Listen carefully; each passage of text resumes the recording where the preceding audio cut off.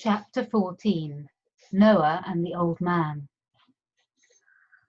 "A boy in my class met the Queen," said Noah, remembering the day Charlie Charlton had come into school wearing a suit and tie, with his hair combed straight for once in his life.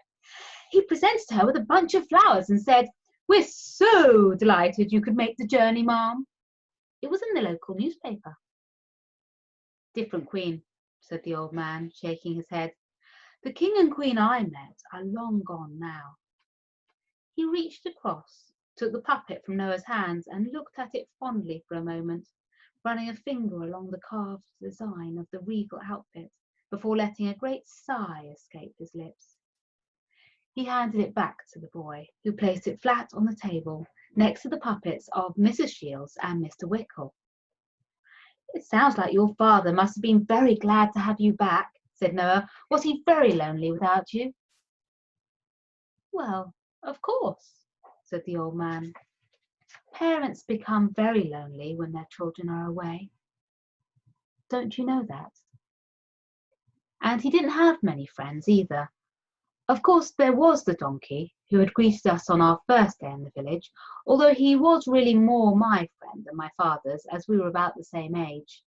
And there was a Dachshund, too, who always stopped by to have a chat.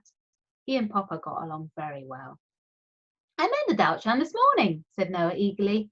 "He was the one who told me all about the tree outside your shop. He was very helpful, although he seemed to take offence very easily." "Yes, he can be a little touchy, but he's a very decent dog, really. He's a particular friend of mine. In fact, the Dachshund and the donkey are probably my closest friends these days." "My closest friend is Charlie Charlton," said Noah. "He can play the trombone, and he started to teach me earlier this year, although he said I still have a long way to go if I'm to be even 1/10 as good as him." "Well, that will never happen now, I don't suppose," remarked the old man. "Since you've run away, I mean.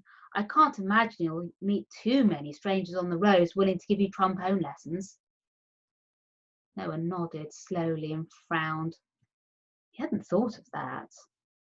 "Anyway, the donkey and the Dachshund were company of a sort for my papa while I was away," the old man continued, "but I think I always knew that it wasn't the same as my being there to help out with the shop and play chess with him in the evenings.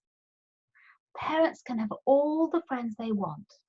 They can have every donkey and Dachshund in the world come to visit them, but nothing makes up for not having their children nearby. Why, I suppose your mother and father will be feeling that just now. They'll have noticed you've run away, I expect." "Yes," said Noah, glancing at his watch. "Yes, I expect they will." "And do they have many friends to keep them company?" "A few," admitted Noah, "although no animal friends. We don't go in for that type of thing at the edge of the forest. It's mostly humans who talk to each other back there." "Yes, I remember," said the old man. "That was one of the reasons I was so happy to move here when I was a boy. More variety. But still, if they have a few friends like you say, then I imagine they'll forget all about you in time." Noah looked up in surprise, the words hitting him like a block of wood in the face. "I don't think they'll forget me," he said, feeling upset. "I don't think they could ever forget me." "Not even if you never returned home?" "I'd still be their son," said Noah. "Nothing can change that."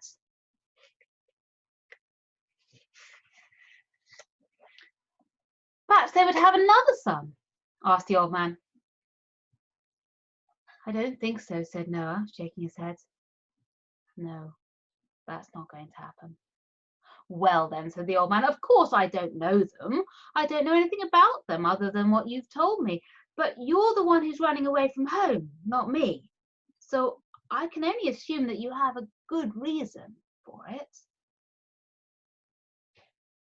"When my mum cancelled the Easter holiday, I thought that was strange," said the boy, looking down at the table.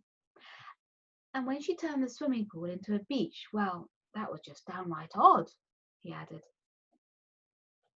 "But I didn't think too much about it at the time. I thought she was just having fun. But after the fair—" "Your mother took you to a fair?" asked the old man. Yes. Well, that sounds like fun, he said.